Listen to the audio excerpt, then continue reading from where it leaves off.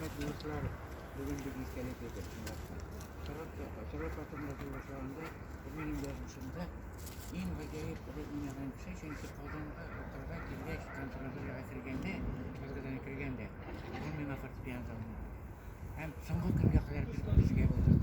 ham so'nggi kunni uzoq vaqtda da mana Sorot o'ynamagan chiqib qaytib bu endi meni